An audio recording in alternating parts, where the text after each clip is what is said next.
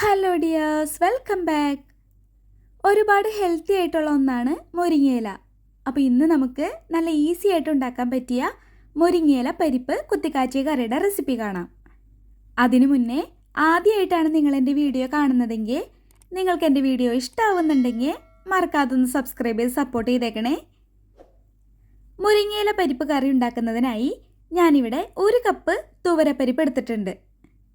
പിന്നെ 5 പിടിയോളം മുരിങ്ങയില. ഇനി വേണ്ടത് കുത്തിക്കാച്ചാനായിട്ട് ആവശ്യമുള്ള ചെറുള്ളി, വെളുത്തുള്ളി, ഉണക്കമുളക് ഇത്രയാണ്. ഇതിൽ ചെറുള്ളി 1 പിടി എടുത്തിട്ടുണ്ട്. 1 ടേബിൾ സ്പൂൺ അളവിൽ വെളുത്തുള്ളി എടുത്തിട്ടുണ്ട്. പിന്നെ നിങ്ങളുടെ എരിവിനനുസരിച്ച് ഉണക്കമുളക് എടുക്കാം. ഞാനിപ്പോൾ ഒരു 4 എണ്ണത്തോളം എടുത്തിട്ടുണ്ട്. ഇനി ഇതെല്ലാനും ഒന്ന് ചതച്ചെടുക്കണം. ഞാനിപ്പോൾ ഇത് മിക്സി ജാറിലാണ് കേട്ടോ ചതച്ചെടുക്കുന്നത്. അതിനായിട്ട് ആദ്യം തന്നെ ചെറുള്ളിയും വെളുത്തുള്ളിയും കൂടെ ചേർക്കാം. ഉണക്കമുളക് ചേർക്കുമ്പോൾ ഇതുപോലെ ചെറുതാക്കി വേണം ചേർത്ത് കൊടുക്കാൻ. ഇനി ജസ്റ്റ് ഒന്ന് പൾസ് ചെയ്തെടുക്കാം. അപ്പോൾ ദേ ഇതുപോലെ കിട്ടും. ഇനി നമുക്ക് പരിപ്പ് വേവിച്ചെടുക്കണം.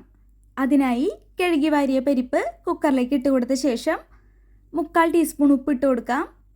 ഇനി ഒരു 1/4 ടീസ്പൂൺ മഞ്ഞൾപ്പൊടിയും 2.5 കപ്പ് അളവിൽ വെള്ളം കൂടെ ചേർത്ത് വേവിച്ചെടുക്കണം.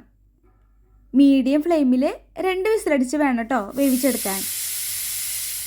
ഇപ്പോൾ നമ്മൾ പരിപ്പ് വേവിച്ചിട്ട് പ്രഷർ ഫുൾ പോയിട്ടുണ്ട്. ഇനി നമുക്ക് തുറന്ന് നോക്കാം. കണ്ടില്ലേ, പരിപ്പ് ആവശ്യത്തിന് വേവായിട്ടുണ്ട്, എന്നാൽ വെന്തുടഞ്ഞ് പോയിട്ടുമില്ല. അപ്പോൾ ഈ ഒരു പരുവത്തിൽ വേണം നമുക്ക് വേവിച്ചെടുക്കാൻ. ഇനി നമുക്ക് കറി ഉണ്ടാക്കാൻ തുടങ്ങാം. അതിനായി ചട്ടിയിലേക്ക് 2 ടേബിൾ സ്പൂൺ വെളിച്ചെണ്ണ ചേർത്ത് കൊടുക്കാം.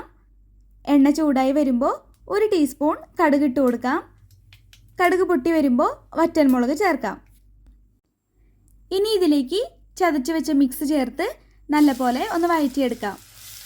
ഉള്ളിയും വെളുത്തുള്ളിയൊക്കെ നല്ലപോലെ മൂപ്പായി വരുമ്പോൾ ഇനി ഇതിലേക്ക് 1/4 ടീസ്പൂൺ മഞ്ഞൾപ്പൊടിയും 1/2 ടീസ്പൂൺ കാശ്മീരി മുളക് പൊടിയും കൂടെ ചേർത്ത് കൊടുക്കാം. ഇതിൽ മുളക് പൊടി വേണമെങ്കിൽ നിങ്ങൾക്ക് ഒഴിവാക്കാം കേട്ടോ. ഞാനിപ്പോൾ കളർ കിട്ടാൻ വേണ്ടി ചേർത്ത് കൊടുക്കുന്നേ ഉള്ളൂ. പൊടികളൊക്കെ മൂത്ത് വന്നു കഴിഞ്ഞാൽ ഇനി ഇതിലേക്ക് മുരിങ്ങയില ചേർക്കാം.